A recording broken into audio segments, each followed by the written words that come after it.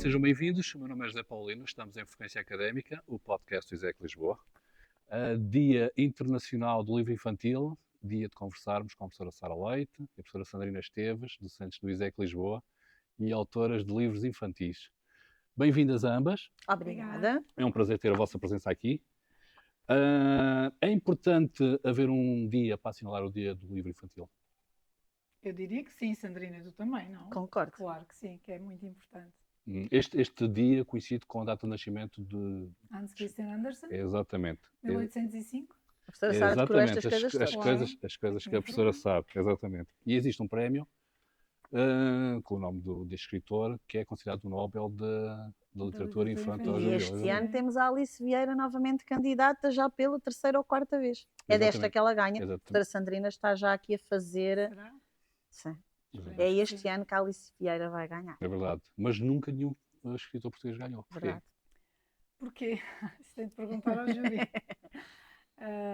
Pois, realmente, nós somos bastante conhecidos internacionalmente e conceituados a nível mais, talvez, da ilustração. Sim. Para livros infantis do que a nível da escrita. Sim. E a Teresa Lima também está, é a Alice Vieira e a Teresa Lima, que está para o prémio a nível da ilustração, mas eu concordo contigo, Sara, sim. E acho que a mesma questão da expressão em língua portuguesa ainda não tem lugar de destaque ao lado de outras línguas, digamos assim. Mas há sempre portugueses nomeados todos os anos? Como é que funciona? Não há todos os anos, nós não tínhamos candidatura, já não quero mentir, aí há 3 ou 4 anos, salvo erro, mas a Alice Vieira, creio que já é a quarta vez que vai estar, a primeira vez foi em 1997, que ela foi... o reconhecimento do que se faz cá também. Sim, mas nunca houve nenhum autor português a ganhar o prémio. Pode ser que seja este ano. Eu estou com fé que é este ano que a Alice Vieira ganha.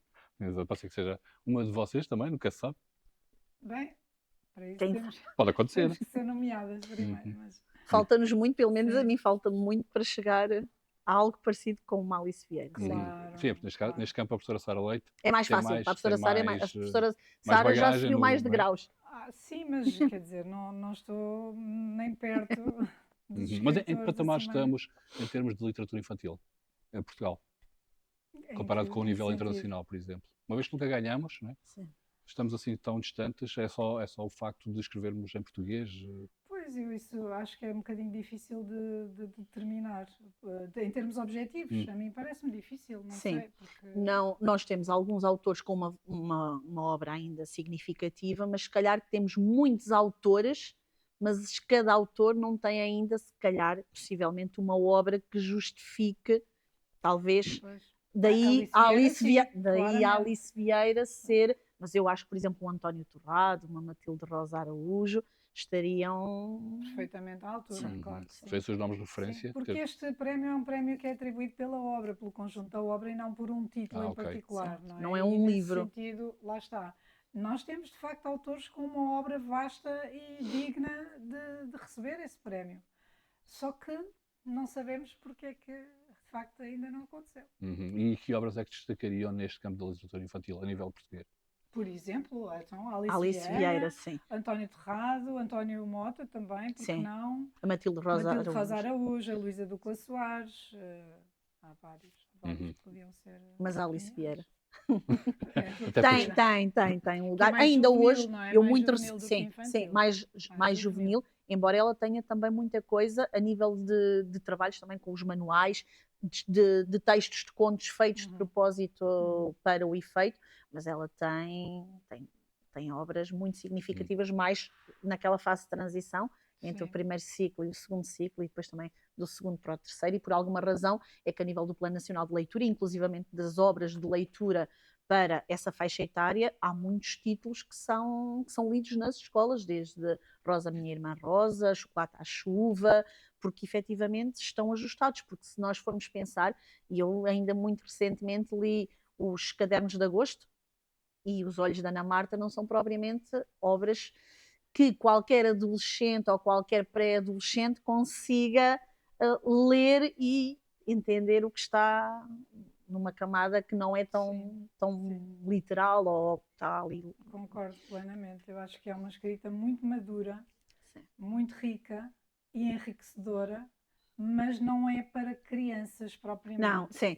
Por É exemplo, para a Alice adolescentes, Vieira tem um jovens. que é, se perguntarem por mim, digam que voei, que não é claramente, por exemplo, se a minha filha fosse agora ler, eu não sei até que ponto ela conseguia ir chegar ali ao papel daquela mulher que decide ir, etc., porque acho que efetivamente é isso, não, é muito Sim. madura, é uma escrita já muito madura, embora toque temas muito do cotidiano e que são temas com que, por exemplo, o Rosa, minha irmã Rosa, o nascimento de uma irmã, que são temas que são do cotidiano, não é? Destas crianças ou destes pré-adolescentes, mas que depois as camadas que a Alice Vieira lhe dá vai buscar um público um bocadinho mais. Sim, às 10 a porta toca, às 10 a Meia porta hora fecha. para mudar a minha Sim, vida.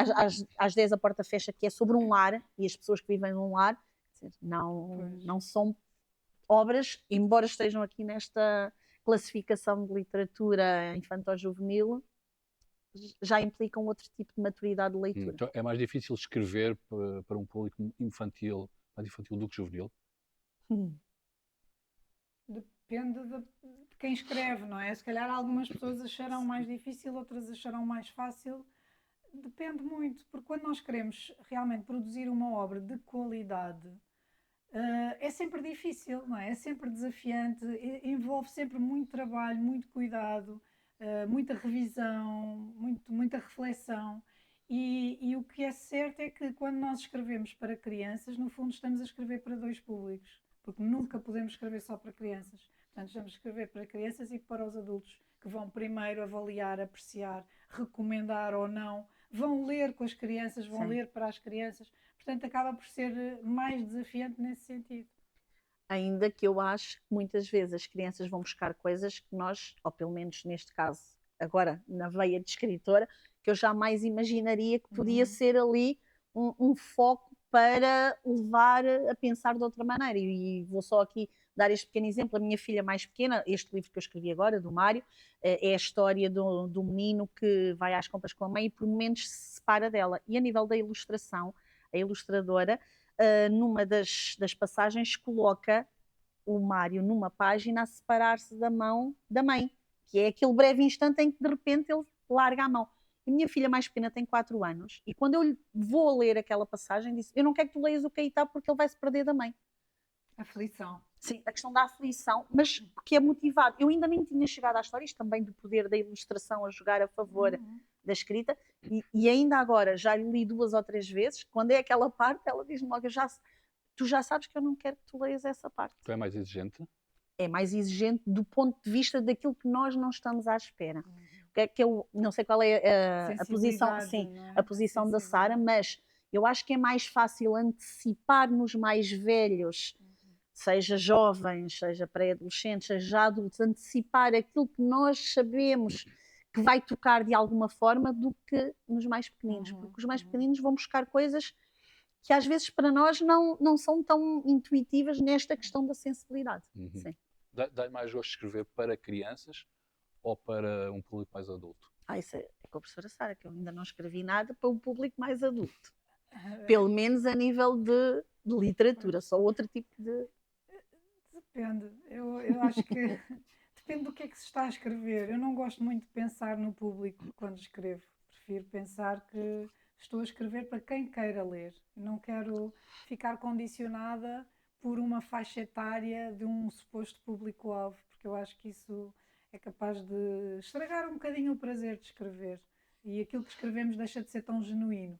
Portanto, eu prefiro escrever sem me preocupar com isso e depois logo se vê para quem é que a editora acha que aquilo é destinado e qual é que depois vai ser a embalagem que vão criar, não é? Qual é que vai ser a faixa etária que vão indicar como sendo a mais apropriada para o livro ou para a qual o livro é mais apropriado, depende do ponto de vista. Existe algum tipo de escrita onde se sinta mais confortável ou não? Lá está, depende do que eu estou a escrever. Eu sinto-me confortável quando estou inspirada, basicamente.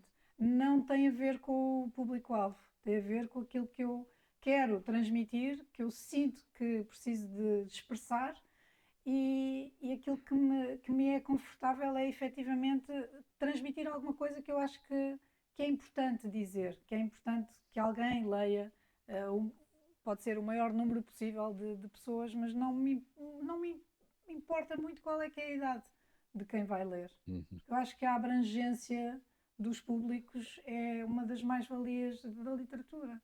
É poder ser relevante para tanta gente, independentemente da faixa etária, da nacionalidade, do tempo em que vive, etc. Qual é o livro que tem atualmente na sua mesinha de cabeceira? Eu não tenho livros na mesa de cabeceira porque eu vejo mal e eu não gosto de ler à noite na cama. Portanto, os meus livros estão na cozinha, na sala, na casa de banho, em todo lado, menos na mesa de cabeceira. Tenho neste momento o Morramos ao Menos no Porto, que é, olha, agora não me lembro do autor, mas é um livro que eu descobri aqui na biblioteca e resolvi levar precisamente porque não conhecia aquele autor, para descobrir um autor novo. E a professora Sandrina? Mas ainda não comecei. O livro que eu tenho na mesinha de cabeceira não é, ou melhor, os 2 livros que estão em cima da mesa de cabeceira não é nenhum dos que eu estou a ler ao momento. Tenho o livro de memórias do José Saramago e tenho o À Espera no Centeio, certo? Não é assim, não é nenhum dos que eu estou a ler, estou a ler a correspondente, estou a adorar, estou mesmo a terminar, porque eu gosto muito de livros de cartas, certo? E estou a gostar muito mesmo.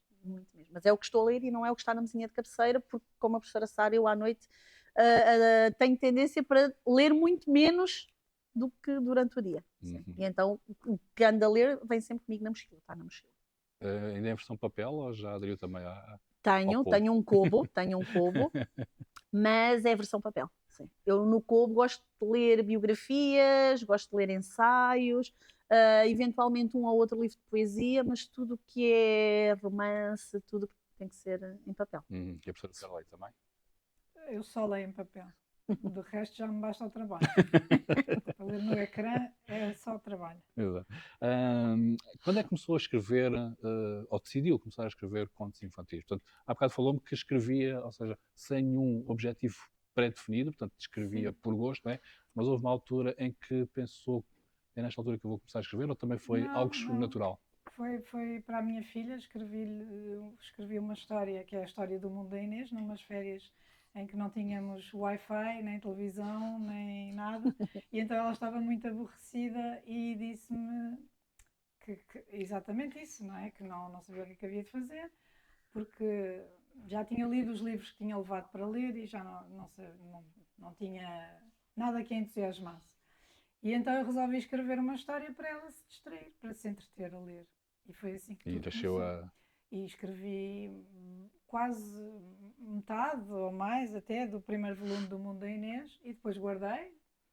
E 2 anos e meio depois disso, ela perguntou-me se eu não... Porque é que eu não mostrava aquilo a uma editora? Porque se lembrou dessa história que eu tinha escrito e que ela tinha gostado muito de ler. E eu segui o conselho da minha filha, basicamente enviei para a editora e a editora disse que queria publicar, mas queria que fosse uma coleção e não apenas um volume. E foi assim que tudo começou. Portanto, e entanto continua... De forma completamente espontânea, não estava nada à espera que aquilo um dia desse 16 volumes. Pois, exatamente. E a professora Celina, espera chegar aos 16 volumes? Mas não em coleções, porque eu tenho um problema muito grande quando eu escrevo, eu depois preciso de me afastar daquilo que eu escrevi, porque aquilo durante algum tempo me faz impressão, mexe comigo aquilo que eu escrevo. E posso dizer que, por exemplo, no caso do Mário, o Mário já tem uns bons anos. E só mais recentemente, se calhar há 1 ano para cá, se calhar 1 ano e meio, é que resolvi dá-lo a conhecer para eventualmente ser publicado. Porque é isso, acho que preciso desse distanciamento, porque eu quando escrevo é tudo de uma vez.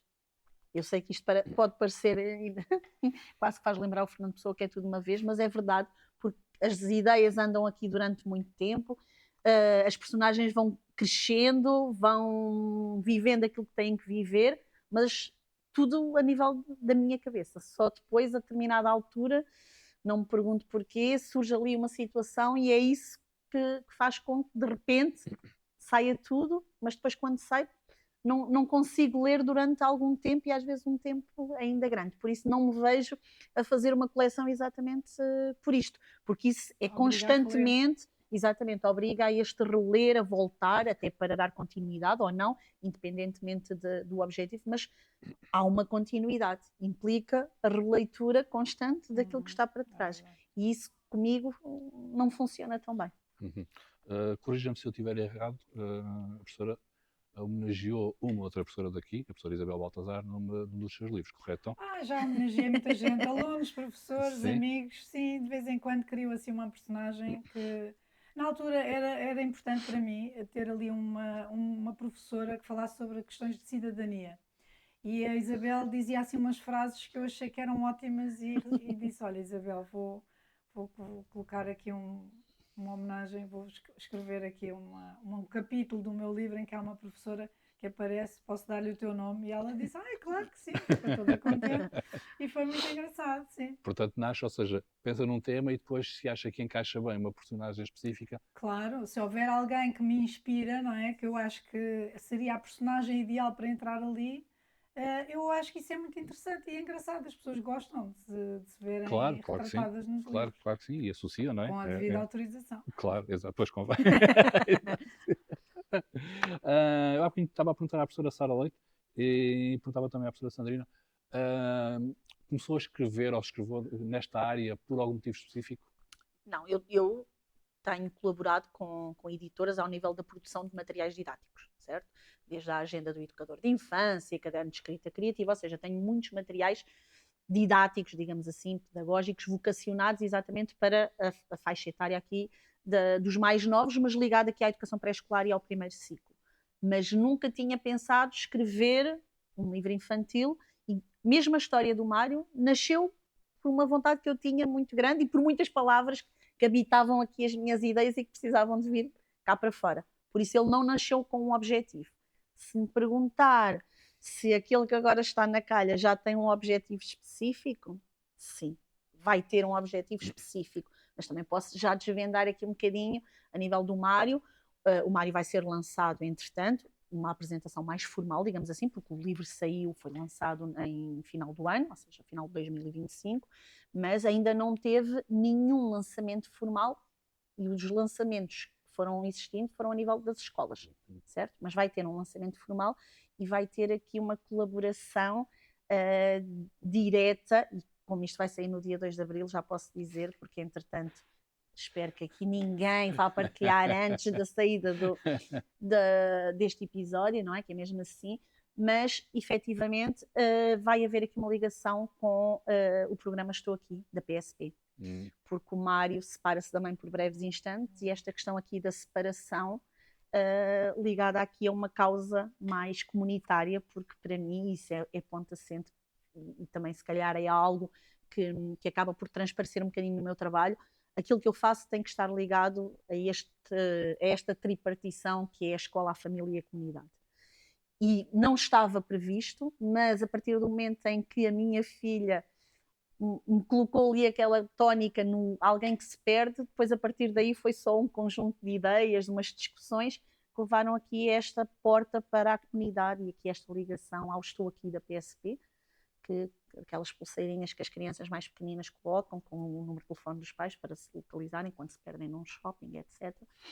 E então vai ter aqui um bocadinho esta vertente comunitária. Por isso não, esta questão do escrever com um fim no Mário não aconteceu, mas foi lá ter na mesma, mas agora sim que aí vem tem um propósito, sim. Mas sim, sempre nesta ligação à comunidade de alguma forma. Porque se calhar é vício ou se calhar é mesmo é aquilo que acaba por ilustrar também aquilo que é o meu trabalho. Qual foi a melhor crítica que recebeu das suas escritas? A melhor crítica é sempre a da voz das crianças.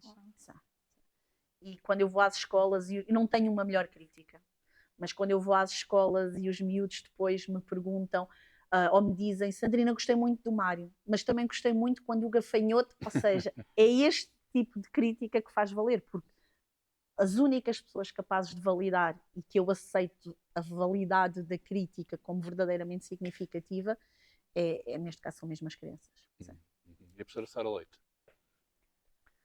A sua filha é a sua maior crítica? A minha filha já não lê os livros que eu escrevo há muito tempo.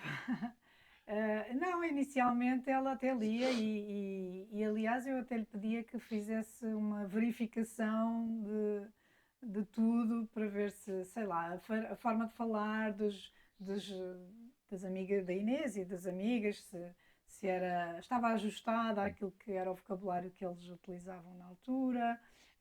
Depois às vezes ela dizia-me que algumas palavras eram muito difíceis, sugeria que eu alterasse, mas quando ela me dava o seu ok, eu ficava mais descansada. Depois isso acabou, não é? Dada altura ela deixou de ter tempo e paciência para ler os livros. Eu comecei a dá-los a ler a leitoras, por exemplo, que se disponibilizavam para isso, leitoras que eu não conhecia pessoalmente, mas com quem tinha contacto através das redes sociais, porque eu muitas vezes recebo mensagens de leitoras que lá está, dizem, gosto muito dos livros e eu cresci com a Inês, eu fico toda contente. Isso é muito gratificante, quando vou às escolas também. E, portanto, já recebi assim muitos comentários desses, fico muito satisfeita, inclusivamente até de pais ou mães, sobretudo mães que me contactam também a dizer que ficaram muito felizes porque viram que as filhas passaram a ler mais, a pedir livros, quando antes não tinham interesse nenhum pela leitura. E isso eu penso que é mesmo assim o máximo que eu podia desejar, e nunca desejei, nunca me atrevi a tal, mas de repente isso acontece e eu acho que isso é mesmo maravilhoso. Ter alunos, leitores, pais que me dizem obrigado pelos livros que escreve, porque a minha filha ou eu ganhei o gosto pela leitura graças a eles. Então isso para mim é o topo. Não Nota preciso de que. nenhum prémio. Exato. Nota que existe atualmente um maior afastamento em relação à leitura, principalmente por parte dos mais jovens, ou não? Se calhar existe. Eu não noto muito porque eu sou chamada a contactar com as crianças e jovens precisamente porque eles são leitores dos meus livros. Portanto, eu não contacto com todos os outros que não leem. Não sei se tens essa percepção, não é? Nós vemos Sim, mais os que leem do que sim. os que não Eu leem. vou a algumas escolas, até no âmbito de outros projetos, e sim, normalmente o feedback que acabo por ter dos próprios professores é que há um afastamento entre o primeiro ciclo e o segundo ciclo. Ou seja, há aquela transição em que se lê porque os professores exploram, porque os alunos têm na sala quando acabam os trabalhos e aproveitam para ler, porque têm as bibliotecas de sala, porque nas escolas de primeiro ciclo acaba sempre por haver visita dos escritores ou feiras do livro, etc. E ainda há muito aquele envolvimento com a leitura, os pais compram, leem em casa, não estamos a falar na totalidade, mas estamos a falar na maioria. E isso acontece. A partir do segundo ciclo, os miúdos começam a ser mais velhos, os pais deixam de ler, não interessa se é à hora de jantar, se é à hora de deitar, se é durante o dia, deixam de comprar tanto por iniciativa própria, compram mais porque os filhos pedem, não interessa que livro é, mas começam os filhos a pedir, e depois entramos naquilo que é a leitura obrigatória. E sim, aí tenho uma posição muito vincada sobre isso, porque eu acho que escolher livros de leitura obrigatória não é haver leitura obrigatória, porque eu aí concordo, haver livros de leitura obrigatória, mas não aqueles que alguém escolhe, porque isso acaba por afastar, e não é por serem livros de leitura obrigatória, porque a seguir eles vão ter que responder a guiões de leitura sobre esses livros. Tudo que é obrigatório. Páginas e páginas de interpretação, de compreensão, que efetivamente até podem cumprir o objetivo que têm, mas que relativamente a isso que é a leitura recreativa, o prazer de ler, a motivação para ler, acaba por interferir exatamente porque eles depois não querem ler, porque só o medo de terem que ir fazer uma apresentação ou terem que ir responder, isso acaba ali por matar um bocadinho aí e depois um bocadinho ao longo do terceiro ciclo e secundário. Sim, sim. E eu noto que depois eles acabam por voltar à leitura, não há aqueles géneros que eles acham que é o que as pessoas consideram leitura de qualidade, mas depois chegam aqui à universidade e às vezes até têm algum receio de partilhar o que leem com medo que alguém vá fazer algum juízo de valor. O que não deveria ser, não é? Devíamos ter a liberdade de assumir plenamente o que é que gostamos de ler, independentemente do estilo, do género, do que seja, da leitura que fazemos. Mas noto isso um bocadinho, que depois há quem volte a ler, mas por serem géneros não tão reconhecidos do ponto de vista de estatuto, não é? Da literatura, acaba por mascarar depois também um bocadinho isso que é haver, efetivamente, quem leia. A palavra obrigatória já não é muito positiva, Exatamente. não é? Acha que as novas tecnologias são inimigas, entre aspas, da leitura? Eu acho que sim, em larga medida são, porque as novas tecnologias são uma distração, não é? São muito estimulantes a nível audiovisual, e a leitura é algo que dá trabalho e leva tempo e implica a imersão em manchas de palavras, de frases que não têm mais nada à partida, não é? Não têm ilustração, muitas vezes, não têm som, não têm nada assim tão chamativo, e, portanto, são um bocadinho dissuasoras da atividade, que até poderia ser muito gratificante se as pessoas se dessem esse trabalho inicial, porque depois gostam e acabam por ficar viciadas, não é? Quando gostam e percebem o que é que aquilo lhes acrescenta, as pessoas que gostam de ler nunca deixam de gostar de ler. Quando encontram essa afinidade com a leitura, não a perdem. Mas para ganharem é preciso desviarem os olhos do ecrã. E isso hoje em dia é muito difícil, porque estamos sempre a ser chamados para os ecrãs, não é? É preciso quase uma grande força de vontade para abandonar o ecrã. Mas ainda assim acho que ultimamente esta vaga de recomendações nos TikTok, nos Sim, Instagram, sim, sim. tem sido Tem uma ajudado. mais-valia Tem. muito grande, seja para a formação de clubes de leitura, seja efetivamente para os jovens se interessarem em ler aquilo que A, B ou C está a falar no TikTok, até para depois poder ter ali um elemento de identificação e acompanhar e tudo mais. Acho Sim, que nesse é aspecto, verdade. ainda assim, tem havido aqui também alguns aspectos positivos. Sim. Há um retorno à leitura por parte de Sim. camadas jovens que não liam muito e agora estão a ler por influência dos Que TikTokers e seguem. dos Sim. bookstagrammers e coisa que vale. De facto acontece, mas lá está, também podem ler nos ecrãs. Não é preciso afastar os olhos do ecrã para ler. Mas é curioso porque eu acho que mesmo os jovens preferem ter o livro na Comprar, mão sim. e não ler no ecrã. A minha que filha tem um giro. clube em casa e ela continua a dizer que mas tu gostas de... não, mas para ler tem que ser no livro. Uhum. E tenho comprado e tenho pedido para eu comprar muito fruto daquilo que ela acompanha também nos TikTok. Uhum. Além da literatura infantil, tem projetos no campo da escrita noutras áreas, nomeadamente em termos de gramática, língua portuguesa, Isso é mais a professora Sara. certo? Como é que estamos, o que eu perguntaria era como é que estamos em termos de língua portuguesa atualmente? Tem sido bem tratada a língua portuguesa? Está a ser bem tratada? A língua portuguesa é tratada de uma forma que é sempre um sinal, um reflexo dos tempos que se vivem, não é? Portanto, ela vai evoluindo e nós, no tempo em que estamos, temos sempre tendência para achar que está a ser maltratada, mas isso historicamente sempre aconteceu. Não é? Em todas as épocas houve quem dissesse: ai, estão a assassinar a língua portuguesa. E depois a língua vai evoluindo, vai mudando. Podemos ter pena por palavras que se perdem, que já não se utilizam, por estruturas que foram alteradas e que perderam a sua correção, não é? Mas as coisas mudam, é normal. Sempre Quer dizer, a tivemos língua é um puristas, processo não é de democrático. agora. Os Claro, puristas da exatamente. língua sempre existiram. Sim, é normal haver na língua, em todas as alturas, duas forças contrárias, não é? A força centrífuga, que é mais voltada para a oralidade, não é? Mais flexível, mais permissiva, e depois uma força centrípeta, que é dos puristas, que está mais ancorada na escrita, nos autores consagrados, na tradição, e que normalmente não gosta da mudança, não é? E vê com muito maus olhos, por exemplo, a influência dos estrangeirismos, etc. Mas esse jogo de forças sempre existe na língua. Mas eu não estava tanto a referir-me aí.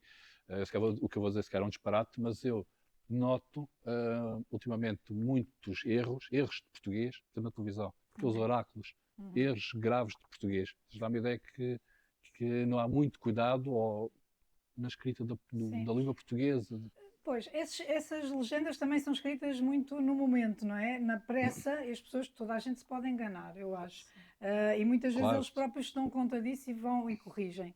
E depois também há outra questão que é engraçada. São normalmente erros ortográficos que se calhar até implicam que a palavra aparece erradamente escrita, ai que escândalo, de uma forma que até já foi a maneira como se escreveu a palavra antes. Porque a ortografia é uma convenção, não é? Sim. Nós vamos alterando as regras ortográficas. E o que seria de uma língua que não se transformasse? Coseri Sim, dizia que quem faz a exatamente. língua são os falantes e uma língua que não sofre evolução vai morrer. Foi o que aconteceu com o latim, porque não era o latim falado permaneceu e a evolução foi nesse sentido, mas o latim erudito morreu exatamente Exato. fruto dessa situação. Da fala, Sim, não é? A fala é exatamente. dinâmica, é viva e faz mudar a língua. Mas eu ia dar um exemplo que é o estão. É escandaloso alguém escrever estão com AM no fim. Mas já foi assim que se escreveu estão. Sim. Não é? Se calhar estamos a voltar ao passado e sob esse ponto de vista até não é assim tão Sim, escandaloso. se for por aí, não. Sim. Pois, é tudo relativo. Exatamente. Um grupo de professores disse há relativamente pouco tempo que a inteligência artificial estava a ser utilizada de forma abusiva e eles, inclusive, apelidavam os alunos de cretinos digitais. Concordam com essa teoria? De estar a ser usada Os de forma alunos estão. indiscriminada. Exatamente, exatamente. E por Por causa disso, quem? Usada por quem? Só pelos alunos, pelos pelos alunos. alunos. Então, os Eles professores. referiam-se, Pois. neste caso específico, Era para os eram outros. pessoas que se referiam a Sim. alunos, portanto, neste caso específico, podemos depois Sim. alargar a Eu discussão, acho mas que este devíamos caso. alargar porque estamos todos em risco de nos tornarmos cretinos digitais. Todos, todos. É preciso ter espírito crítico, é preciso... Sim, o grande problema não é usar. Exatamente, de todo. é avaliar Sim. e usar bem, não é? Usar E criteriosamente. saber o que é que se quer e, sobretudo, dominar o assunto, porque senão depois tudo aquilo que nos é devolvido é assumido como uma verdade absoluta, porque se eu não dominar o assunto e quiser fazer um trabalho qualquer sobre esse tópico e apenas colocar no trabalho aquilo que me for devolvido pela inteligência artificial, corro o risco de estar a dizer grandes barbaridades. Por isso a inteligência artificial pode ser, efetivamente, mesmo para os estudantes, um grande apoio, mas nesta relação de instrumento de trabalho e não de trabalho feito.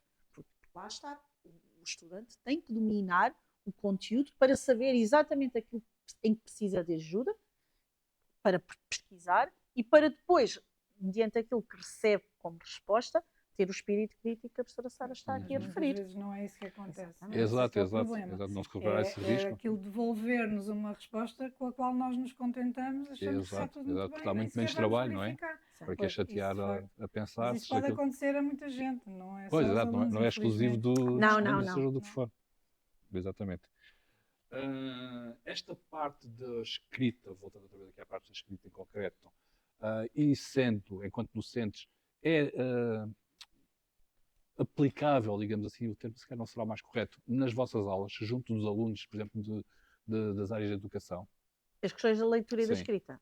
Da escrita, não sei exatamente qual é a questão precisa, mas em termos da ponta aqui das questões da leitura com as aulas, eu claramente, porque os meus alunos de primeiro ano, obrigatoriamente, eu não tenho pesos para assiduidade e não tenho pesos para participação, mas tenho bonificação para questões relacionadas com participações no blog, leituras, etc. E, inclusivamente, na minha aula não entra ninguém de primeiro ano, na minha aula de primeiro ano, não entra ninguém, não fica ninguém em sala que não tenha um livro consigo. Pode nem sequer o ler. Pode ser o mesmo livro do início ao fim do semestre. Mas já sabem que se não entrar em sala sem um livro, têm que ir à biblioteca ou têm que ir ao Maia Campos ao frigorífico. Não está ninguém em sala sem um livro. E pode ser um livro de qualquer estilo, podem ter já lido em tempos antigos, podem nunca ter lido, pode ser o primeiro que eles apanham da prateleira lá de casa.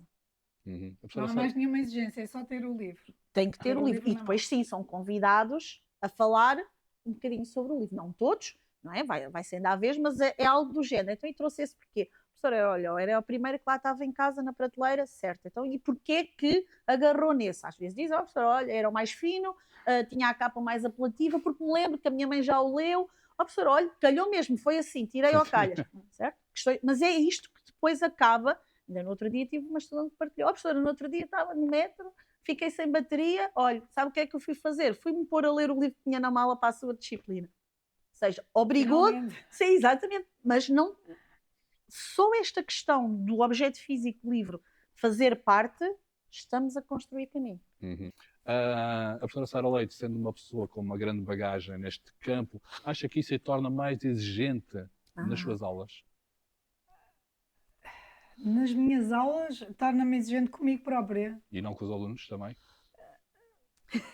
Eu sou muito crítica da escrita, não é? Quando alguém escreve alguma coisa, eu apanho logo ali olho de dois lince, ou três aspectos que deviam ser melhorados, mas eu tento não ser destrutiva, não é? Não fazer aquela crítica desagradável de ouvir, tento ser, enfim, mais ligeira na forma como abordo essas questões e ajudar os alunos a escreverem melhor. Portanto, eu não sei se eles estão a ouvir isto, se não concordam, eles vão dizer, não, a professora é tão má, eu fiquei traumatizada. Está ali a Ana Isabel, talvez ela queira intervir neste momento. Só pela cara dela eu acho que fico um bocadinho mais descansada. Mas eu sim, eu sou muito exigente em relação à escrita, mas eu também me sei colocar do lado do outro, não é? E as outras pessoas não têm que escrever como eu. E eu não tenho que ser tão crítica, eu tenho muito essa noção. Eu sou demasiado crítica, também em relação àquilo que eu faço, e portanto eu tento refriar um bocadinho isso e contrariar isso e ter uma atitude mais positiva, mais flexível em relação a isso. Professora, virando aqui para o ISEC de Lisboa, há quanto tempo é que a professora é aqui docente? Eu devo dizer que estou a fazer 30 anos de casa. 30 anos. E a professora Sim. Sandrina? Ainda não fiz os 10, vou a caminho dos 10. Ok. E como é que avaliam, se é que se pode dizer assim, este período, tanto a professora Sara Leite como a professora Sandrina, aqui no ISEC? A que Esta nível? experiência. A que nível, Paulinho? A todos os níveis, a termos de relacionamento com as pessoas, com os alunos, com os serviços, com o ambiente que se vive Então, aqui. Eu venho do entroncamento, por isso tenho que gostar mesmo muito disto, senão Não eu vinha. faço, exatamente, estamos a falar de 110 km para cada lado, não é 110 no total, é 110 para cada lado. Por isso, sim, eu trabalho há muitos anos numa escola superior de educação, muitos anos, ou seja, foi de 2005 a 2016, era uma segunda casa. Depois disso tive outras experiências no ensino superior, em outras instituições de ensino superior, mas sim, foi aqui no ISEC que vim novamente encontrar uma outra segunda casa. E sim, tenho que gostar mesmo muito disto para continuar a vir do entroncamento para aqui. E a professora Sara aqui Acho mais que é. perto, calculo. A professora Sara mais perto, calculo, do que o entroncamento. Sim, mais perto. Eu vim para cá, portanto eu estou aqui há mais de metade da minha vida. Portanto, também é sinal que gosta Eu nem mesmo me lembro, mas será que eu trabalhei em mais algum lado antes? Trabalhei, até estava a contar há pouco que trabalhei, o meu primeiro emprego foi numa agência de publicidade, mas depois fui para a Nova, portanto a faculdade onde eu tirei o curso, a Faculdade de Ciências Sociais e Humanas, dei lá aulas durante 1 ano ou 2 e depois tive a oportunidade de vir para aqui, gostei e foi muito giro ir crescendo. E vendo também a instituição a crescer, não é? O ISEC não tem nada a ver com aquilo que era. Às vezes as pessoas vêm ter comigo e dizem, pois tu deves saber, porque tu estás cá há muito tempo. Olha, não, é pelo contrário, é exatamente o oposto. Porque hoje em dia o ISEC não tem nada a ver com aquilo que era, é outra coisa. Isso é muito giro, não é? Ter acompanhado isso, mas ao mesmo tempo eu às vezes sinto que já não sei muito bem a quem é que me é dirigir, onde é que quer ir. As pessoas à minha volta são todas pessoas que estão cá há muito pouco tempo e às vezes até fico assim um bocadinho intimidada porque não me sinto tão em casa como seria de esperar, uma vez que cá estou há tanto tempo. Pois. Porque esta casa mudou muito, mas também é muito interessante ver essas mudanças. Portanto, correu sempre tudo muito bem, até ser sido convidado para este podcast. Não, pelo contrário. Eu por acaso, às vezes encontrava o José Paulino e pensava... Sim, nunca nos convidam. Olha, eu pensava o mesmo. Porquê é que ficámos para o fim? Será que ele não gosta de nós? Sim, Quantos ficámos para o programas é que fim. já houve? Sim, não sei. E nós nada. Mas já estamos na segunda edição. Não sei porque é que nós tivemos... Já vamos quase com 40. Pois, Já foram então, 38. ficámos para o fim. Sim. Exato. Mais do que os anos que eu trabalhei aqui. Se ficar para o fim é mau sinal, é sinal que o projeto está a chegar Temos ao que fim ir ver, também, Sara, quem é que escolhe. Sim, quem é que nós somos escolhe? de facto um refúgio. Eu acho muito mal. Acho muito mal. Professora Sara, era boa aluna? Era boa aluna. Não era a melhor aluna da turma, mas quando não era a melhor aluna da turma ficava muito invejosa, muito zangada, porque pensava, aquela é melhor do que eu. Não, estou a brincar. Depende das disciplinas. Fui a melhor e fui a pior e fui alguma coisa pelo meio, de intermédio. Depende muito das disciplinas. A matemática, por exemplo, era péssima, mas depois tive explicações com o meu avô e passei a ser a melhor aluna da turma porque o meu avô estava ali, exercícios ao fim de semana, tudo. A desenho também, houve até um professor que falou para a turma toda sobre o meu caso estranhíssimo e disse, esta aluna é um caso como eu nunca vi. é a pior aluna em desenho geométrico e a melhor em desenho livre. Que estranho. E realmente era verdade. E para mim nesse aspecto era mau em Portanto, tudo. até dentro da mesma disciplina, eu Havia era flutuação. boa numa coisa e má noutra. E a Sim. professora Sandrina? Eu sempre fui boa aluna, mas nunca fui a melhor aluna. Inclusive é desenho. Não, sobretudo a desenho. Ainda hoje é uma coisa que tenho muita pena, é de não saber desenhar. E Mas então sabes, desenhar. Mas sabes, Sim, toda a mas por gente sabe exemplo, desenhar. se uma coisa é ver, estar a olhar e a fazer, agora se me pedissem assim, desenha aí um cão ou um cavalo, vocês nem queiram, eu às vezes para dar exemplos às minhas alunas para jogos, por exemplo, de rimas e depois ponho lá, eu digo-lhes até ao sol, ao caracol, funciona tudo muito bem, mas depois quando é para pôr o martelo a rimar com o chinelo, nem queiram ver o que é o meu martelo nem o meu chinelo. Não consigo desenhar a imaginar sequer, por isso sim, acredito que se aprenda e é uma coisa que tenho pena porque gosto de ver quem realmente sabe desenhar. Mas sim, desenho era e trabalhos manuais. Eu consigo imaginar e idealizar e depois quando vou concretizar, antigamente, assim, logo nos primeiros tempos ainda pensava fazer as prendas para oferecer, assim, na Páscoa, no Natal, assim, aqueles miminhos. Eu gastava o triplo do dinheiro porque eu depois comprava os ingredientes, comprava os acessórios e depois aquilo saía tudo menos o que eu idealizava, então depois tinha que ir comprar na mesma, por isso Até um dia já me deste deixei vou-lhe disso. mostrar um desenho meu e vai ver o que é mau. É um estilo, é um estilo. É. No meu caso acho que não há estilo mesmo.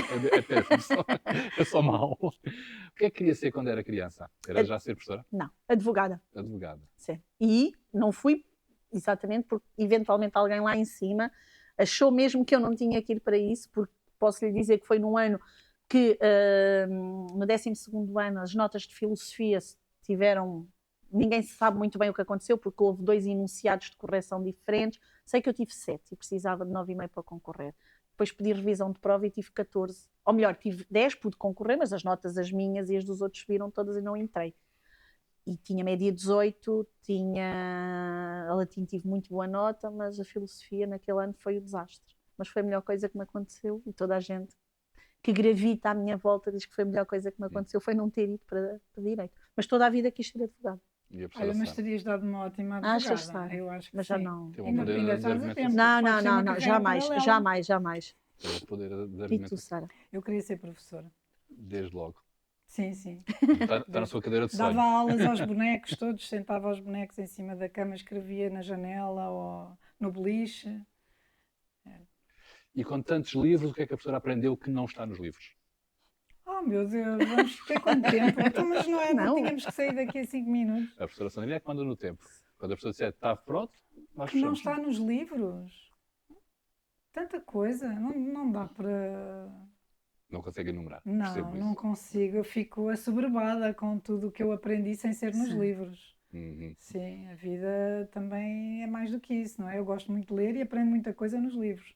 Mas ter experiências, visitar países, ter contacto com pessoas de outras culturas, outras gerações, tudo o que é vivência direta a mim me interessa. Todas as experiências novas, desafios. Sim, eu acho que há muito que não está nos livros. Sim. Eu acho que os livros têm uma coisa muito importante, que é, e eu digo muitas vezes, que ler cura. Os livros permitem-nos, sobretudo em relação, pelo menos falo por mim, em relação ao passado, se calhar fazer pazes com algumas coisas. Em mim tem muito esse efeito, sim, de curar. Vai-me perdoar a minha ousadia, mas vou tirar daqui a parte de professora, de Sim. aquilo que for.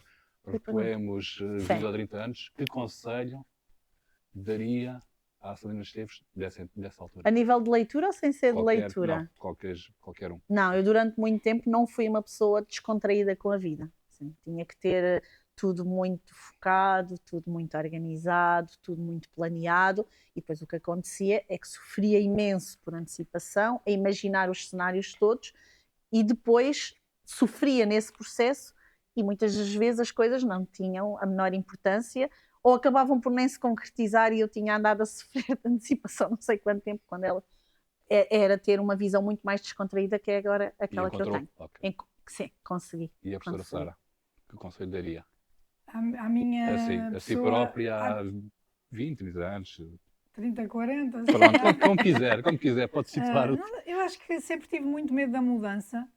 Talvez me dissesse, não tenhas tanto medo das coisas que são diferentes, das mudanças, das novidades, porque eu sou muito agarrada ao passado e àquilo que já conheço e tinha muito medo de sair da minha zona de conforto, muito mesmo. Tanto que eu fiz Erasmus, nem sei como.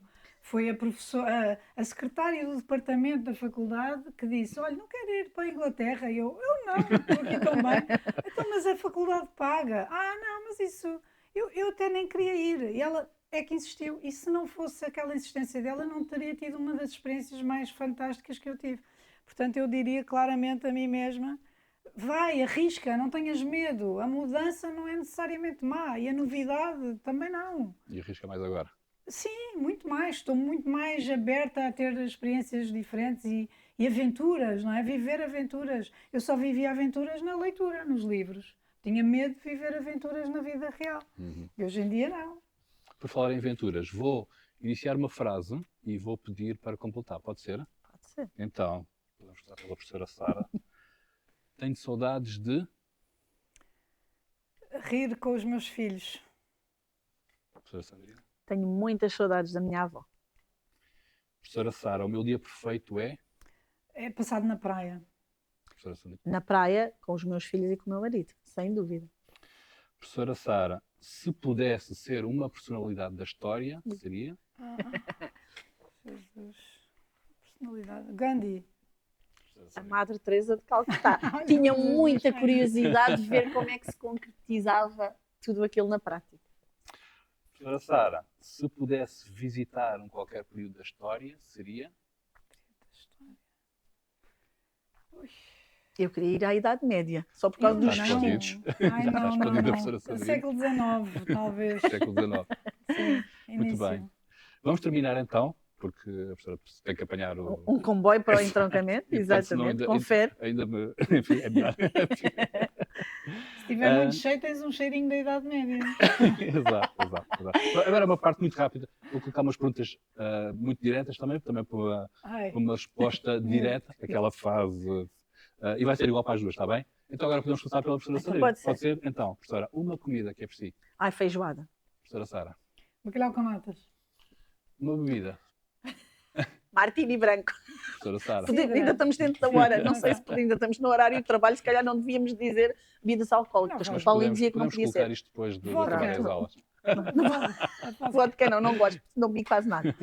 Sim, nós colocamos ali água, mas é só para enganar. Lá dentro do conteúdo. Professora Sandrina, um filme ou uma série? Ai, a série tem que ser o Cobra Kai. Um filme tem que ser o Pretty Woman. Ou Dirty Dancing. Ok. E a professora Sara? África Minha, o filme. A série. Agora de repente não me estou a lembrar assim de nenhuma, mas já vi muitas séries que eu gostei bastante. Estou com uma branca. Pronto, depois podemos acrescentar aqui. Está bem, exato. Depois eu escrevo. Fazemos uma edição. Falando de música, professora Sandrina, cantor ou banda que goste, particularmente? Eu gosto é de música brasileira. Não há cá Não tem cantora. Não, é Ok. música brasileira. Mas Tá que bem. estilo? Bossa Nova? Sim. Pronto. E a professora Também Sara? gosto. Tantos, eu gosto de ser muito eclética. Posso dizer, um dos meus cantores preferidos, eu choro quando ouço as músicas dele, é o Joe Dassin, francês. Sim. Mas se eu tivesse mesmo que identificar assim mesmo, era o Pedro Brunhosa e era os Anjos. Fui aos concertos, porque pronto, é mesmo que ser. Mas assim, música que eu gosto mesmo de ouvir é música brasileira. Uhum. Professora Sandrina, um super-herói ou uma personagem de banda desenhada? Antipatinhas. Não é que eu seja, mas porque não sou, Mas é gostava de ser. mesmo o oposto. Não, é mesmo o oposto. Ok. Não sei porque marcou a minha infância, li imensas bandas desenhadas do Tipatinho. Professora Sara? Talvez o Snoopy. Cresci a apreciar muito também as tiras do Snoopy. Uhum. Do Charlie Brown e esses todos os Peanuts. Ok. Professora Sandrina, um animal. É um cão. Professora Sara? Lobo. Um país, professora Sandrina? É França. Professora Sara? Um país, só um país. Austrália. Uma cidade. Eu entro também. Professora Sara? Siena, em Itália. A estação do ano, professora Sandrina? O outono. Professora Sara? Verão. Professora Sandrina, praia ou campo? Praia, definitivamente. Professora Sara? Praia à frente, campo atrás. Ok. E cinema ou teatro? Cinema. Teatro. Ainda bem Sempre. que estão de acordo. Sempre teatro. Então, professora Sandrina, o que a faz rir? Ai, boas conversas. Professora Sara, o que a faz chorar? Chorar? Oh, Jesus. A guerra. Os maus tratos. Violência, agressão, destruição. Para não começarmos todos aqui a chorar, Sim. agradeço a vossa participação. Obrigada. Obrigado também a quem nos acompanhou. Obrigada. Obrigada.